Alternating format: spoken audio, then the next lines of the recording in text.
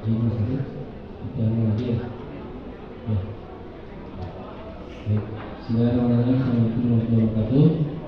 Selamat siang, salam sejahtera untuk kita semua, salam kenal Bapak Ibu sekalian. Kalau boleh tahu dari mana aja ya?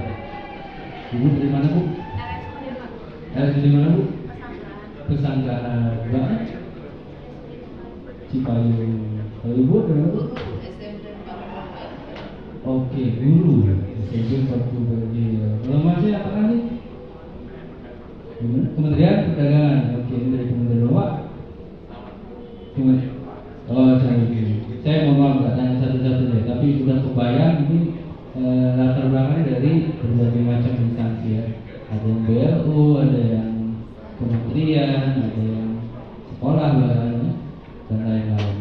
Perkenalkan, nama saya Sastio Darmawan.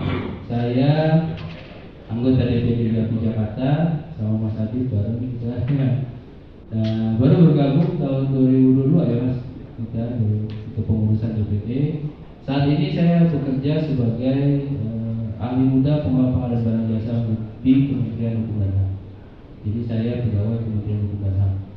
Dan kebetulan saya juga punya kompetensi tambahan yaitu sebagai penyuluh anti korupsi. Ini riwayat singkat saya.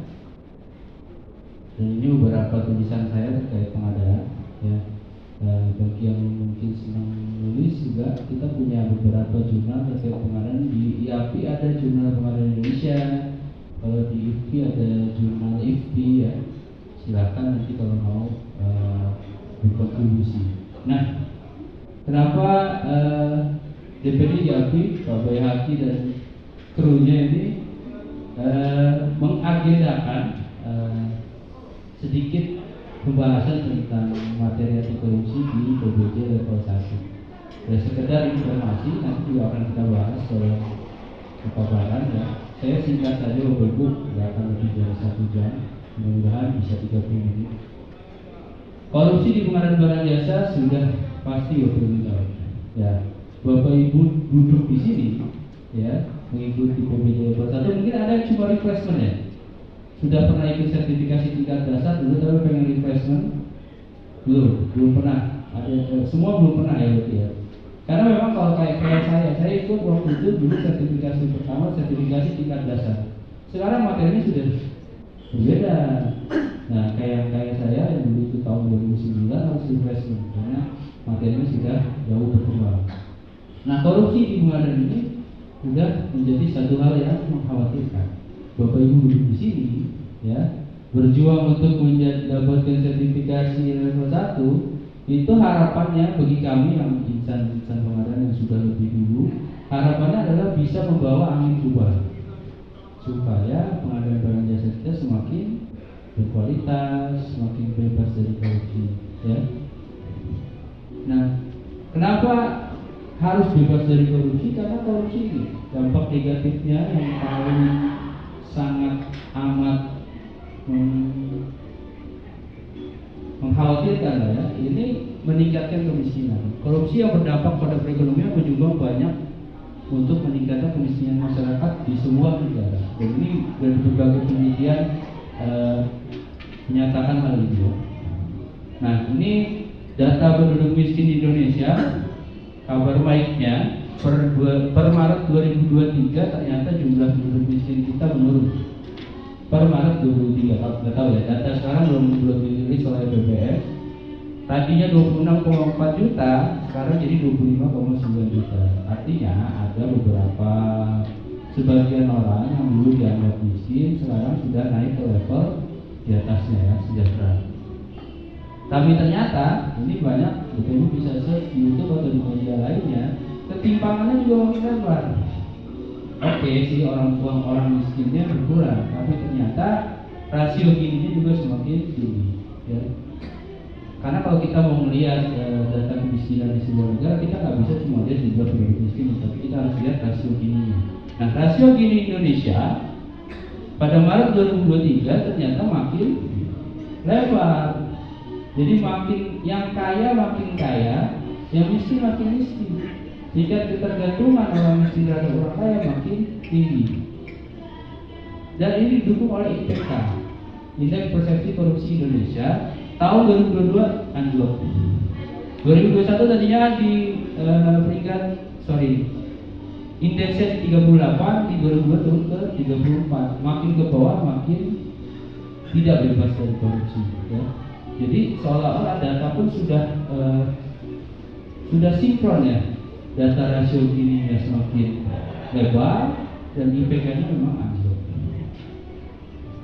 Nah ini fakta yang memilukan ya. Wamenkumham, wakil menteri saya, orang yang ahli hukum pidana ya dulu, sering jadi saksi ahli di berbagai persidangan, ternyata terjerat hukum pidana. Jadi tidak ada jaminan orang yang mengerti hukum, bahkan dia ahli hukum, bahkan dia ketua KPK pun bisa terjebak dalam kasus korupsi. Apalagi cuma kita yang sertifikasi level 1. Ini bukan nakut-nakutin ya Bapak Ibu, bukan ya. Tapi biar takut beneran. Enggak. Justru ini menjadi bekal Bapak Ibu nanti, ya, agar berhati-hati, ya. Dua kasus ini yang lagi mencuat sekarang. Ya, data kasus korupsi dari 2018 sampai 2022 berdasarkan ICW itu ada 579 kasus korupsi di sepanjang tahun 2022. Jumlah itu meningkat dibandingkan pada tahun sebelumnya yang sebanyak 583 kasus. Apalagi sekarang ya, 2023 datanya belum. Nah, dampak korupsi ini merupakan disalokasi sumber daya yang menyebabkan perekonomian tidak berkembang optimal. Saya nggak perlu menjelaskan terlalu lebar di sini, terlalu lama di sini. Jadi singkatnya adalah selain tadi dampak korupsi mengakibatkan kemiskinan, memperparah kemiskinan, sebenarnya sebelum itu kita harus analisis ini. Kalau ada yang korupsi, yang dirugikan itu biaya-biayanya ada berbagai macam Pak, Bu. Yang pertama ada biaya eksplisit korupsi, yaitu nilai uang korupsi. Terus ada biaya impulsif korupsi, biaya antisipasi tindak pidana korupsi, dan biaya akibat reaksi terhadap korupsi. Nah, penjelasannya adalah biaya eksplisit korupsi adalah merupakan nilai uang korupsi. 1 miliar, 2 miliar, dan seterusnya. Nah, kalau biaya antisipasi terhadap korupsi yaitu merupakan besaran anggaran dikeluarkan untuk kegiatan pencegahan terjadinya tindak pidana korupsi. Kalau nggak ada korupsi, nggak ada upaya pencegahan. Singkatnya seperti itu. Nah, upaya pencegahan itu kan itu biaya. Biaya itu yang harus diusung juga sebagai kerugian terhadap akibat korupsi. Yang ketiga, biaya reaksi terhadap korupsi, yaitu biaya peradilan. Terus biaya penyidikan, biaya kebijakan, serta biaya proses perampasan aset. Semua ini butuh biaya, dan selama ini belum dihitung sebagai biaya kerugian akibat korupsi. Yang terakhir adalah biaya oportunis implisit korupsi, yaitu merupakan biaya keseluruhan akibat perbedaan jenjang kelipatan ekonomi atau multiplier effect, yang biasa familiar dengan istilah-istilah ekonomi. Harusnya multiplier effect-nya bisa besar, ya, dampak ke masyarakatnya bisa lebih sejahtera karena uang korupsi itu tidak tercapai. Nah, apakah hukuman koruptor yang ditimbangkan koruptor sudah setimpal? Ternyata belum. Data dari 2001 sampai 2012 ya, kerugian eksplisit saja ya, baru kerugian eksplisit saja itu mencapai 168 triliun, tapi pengembaliannya baru 15 triliun. Apalagi sekarang Pak, ini baru 2001 sampai 2012. Apalagi sekarang 2023, 10 tahun. Pasti jadi lebih lebar lagi makinnya. Nah, selisih 153 triliun itu ditanggung negara merupakan uang pajak dari kita yang nanggung Pak. Bapak nggak sadar aja, Bapak Ibu nggak sadar aja, ternyata selama ini kita yang nanggung kerugian akibat kelakuan bejat koruptor. Ya, hubungannya apa? Ya, kalau kita membiarkan ini terus, ya, membiarkan kerugian ini terus, IPK kita akan menurun terus. IPK Indonesia dari 2001 ke 2022 tuh. Nanti kita tunggu Pak, 1 Januari 2024 kita akan rilis IPK 2023. Mudah-mudahan ada perbaikan, karena sekarang OTT-nya banyak ya. Mudah-mudahan itu menjadi indikator, wah penegakan hukum berjalan deh. Mudah-mudahan kita sama-sama berharap. Tapi pun kita tidak bisa berbangga, ya, karena posisi sekarang, nanti itu akan saya jelaskan. Posisi sekarang Indonesia itu ada di ranking ke 110 atau sekian, jauh dari Singapura. Singapura itu ada 5 teratas Pak, 5 negara teratas. Nanti akan saya jelaskan berapa ada siapa saja yang negara teratas tadi. Nah kalau IPK turun, investasi susah masuk ke Indonesia. Bapak pasti update berita tentang IKN. Terakhir Pak Jokowi tanya sama wartawan, Pak udah ada berapa investasi masuk? Belum ada. Kata Pak Jokowi gitu. Belum ada. Senyum ya, beliau senyumnya sama kasih dengan nadanya yang sama. Tapi santai ya. Padahal katanya 2024 kami harus upacara di sana ya kementerian. Ini mungkin salah satu penyebabnya karena IPK di Indonesia rendah, investor malas lah. Membuka investasi di sini malas lah. Nanti uang saya malah cepat habisnya buat pulih, buat suatu dan lain-lain. Kan ada kekhawatiran seperti itu. Nah, dari semua itu yang fenomena yang terjadi itu haruslah ada di dalam pikiran kita, di dalam hati kita, kenapa kita harus ikut serta. Ya. Pertama, sebagai warga negara kita wajib. Negara ini merdeka Pak, dengan darah dan nyawa, jiwa, tenaga, harta yang diperlukan oleh seluruh pahlawan.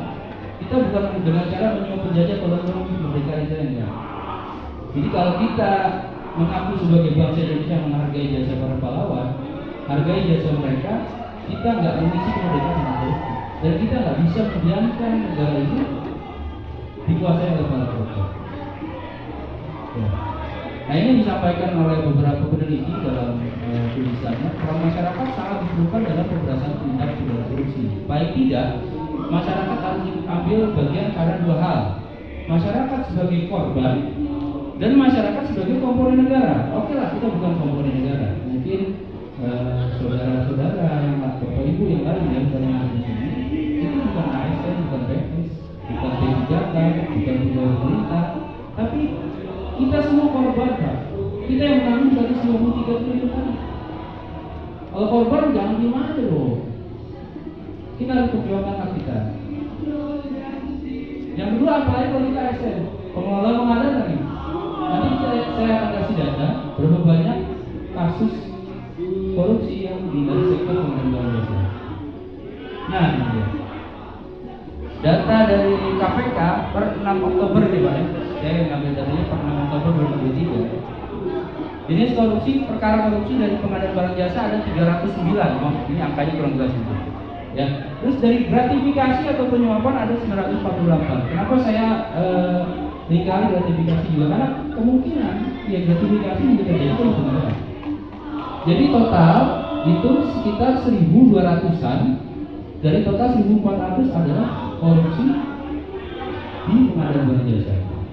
Siap-siap dulu.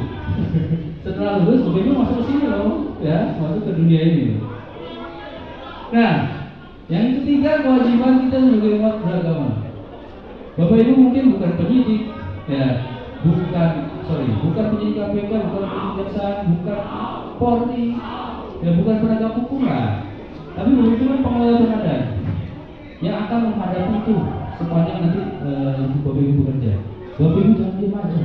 Sebagai umat beragama, bagi yang muslim mungkin sudah tahu. Ada kewajiban saling menasihati, ya, dalam kebenaran dan kesabaran itu, surat Al-Asr. Terus ada juga dalam firman Tuhan di dalam kitab suci Al-Quran dalam kehidupan muslim, dan mungkin umat beragama lain juga sama cerita ini. Kaum Nabi Musa itu mendiamkan saudaranya yang berbuat kerusakan dikutuk jadi monyet Pak. Mungkin zaman sekarang nggak ada lagi kutuk-kutukan itu. Terakhir maling kundang ya. Terakhir di Indonesia itu maling kundang ya. Kalau di sekarang mungkin di Indonesia nggak lagi. Tapi bayangkan kalau kita seperti itu, peringatannya sudah jelas dalam kita, dalam ajaran agama kita. Kalau kita diem aja, paling tidak jangan diem aja, menegur, memperingati, menasihati, gitu ya, supaya kita tidak nilai kita tidak lebih rendah dari monyet. Terakhir, kenapa kita harus ikut dalam pemberantasan korupsi? Kita mungkin bukan komponen negara. Mungkin kita bukan merasa sebagai korban sekarang, belum merasa sebagai korban. Yang kedua, kita bukan ASN pengelola pengadaan atau ASN umumnya. Yang ketiga, kita mungkin tidak paham ilmu agama. Tapi kita kan manusia. Bisa jadi, ya. Mungkin sekarang Bapak Ibu bukan yang merasakan akibat paling buruk dari korupsi itu yaitu kemiskinan. Tapi nanti kalau korupsi ini sudah jadi lazim, sudah jadi budaya itu ya, kan bukan tidak mungkin Bapak Ibu untuk merasakan juga. Ya, gampangnya gini, kalau misalkan mencuri itu jadi budaya, ya sudah dibenarkan, sudah dilazimkan. Hari ini mungkin Bapak Ibu nggak mencuri, besok Bapak Ibu mungkin bisa jadi mencuri, apa dicuri, atau dirugikan karena pencurian. Nah, itu sudah pasti ya, itu sebuah keniscayaan. Makanya jangan sampai korupsi ini jadi budaya. Ya ini dampak korupsi berbagai bidang. Ya, dampaknya mungkin bisa Bapak Ibu lihat di sekitar Ibu. Layanan publik kita gimana? Alhamdulillah sudah semakin baik. Tapi sebelumnya gimana? Masih ada yang belum? Ya, di berita-berita juga masih banyak. Nah, dari dampak korupsi yang sudah kita rasakan, apakah ada ikut serta dalam memberantas korupsi? Silakan tanya ke diri Anda masing-masing. Ya. Bagaimana caranya? Pertama, yang Bapak Ibu lakukan di sini sudah benar. Pahami ketentuan tentang BPJS pemerintah.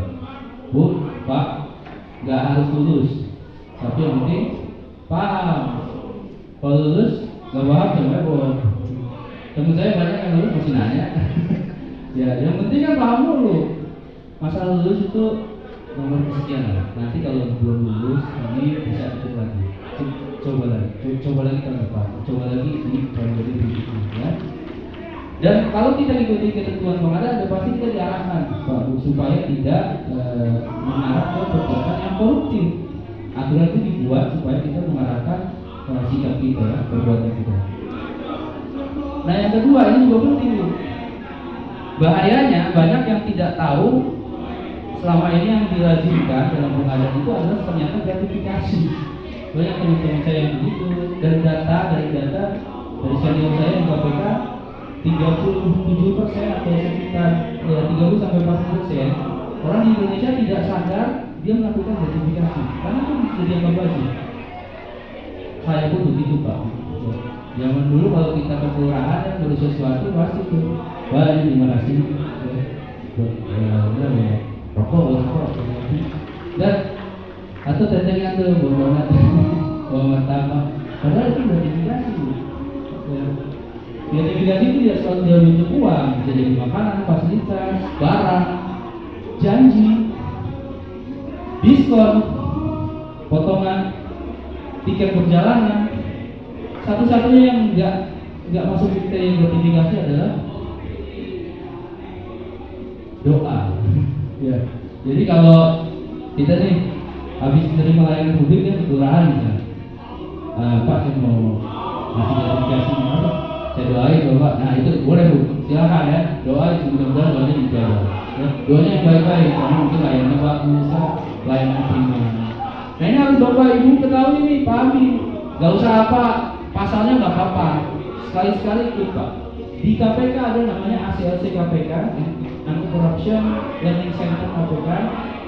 Bapak Ibu bisa buka, di situ ada pendidikan dasar anti korupsi. Nah ini yang sebenarnya saya usulkan ke LKPP, ini juga wajib dong masuk ke kurikulum ya. Kurikulum PPJ level 1. Pak Bu yang kena kasus korupsi itu kan harus PPJ level 1 ya. Iya dong. Kalau jadi PPK masa nggak lulus? Oh, udah lulus tapi masih terjebak. Ya bisa jadi mereka tidak melakukan ya, tidak sadar tapi terjebak. Kenapa? Ya karena pendidikan dasar ideologinya kurang. Sekarang Bapak Ibu sehat ya, gratis Pak Bu. Orang ini apa kayak apa? Learning. Jadi Bapak Ibu bisa akses kapan aja, di mana aja. Terus latihannya juga nggak harus selesai dalam 1 jam, 2 jam enggak. Seluang waktunya Bapak Ibu. Bukanya di aclc.kpk.go.id. Ya, pendidikan dasar ideologi gratis. Kalau mau jadi penyuluh juga bisa ya. Nanti ada asesmen kompetensinya. Itu pun gratis kalau kita ikut yang sesuai jadwal KPK ya. Dan tapi kendalanya biasanya mereka terbatas. Nah ini 30 delik korupsi ya yang sekarang berlaku di Undang-Undang Tipikor ya, bisa jadi kan berubah ya. Karena ada isu delik merugikan keuangan negara itu nanti bisa berubah. Karena itu pasal karet. Ya. Bapak Ibu ya pasal karet tuh. Bapak Ibu merugikan keuangan negara padahal bukan dalam pengadilan nih, belum yang beres kemarin masih ada sudah ada beberapa kasus ya, beberapa kasus. Nah ini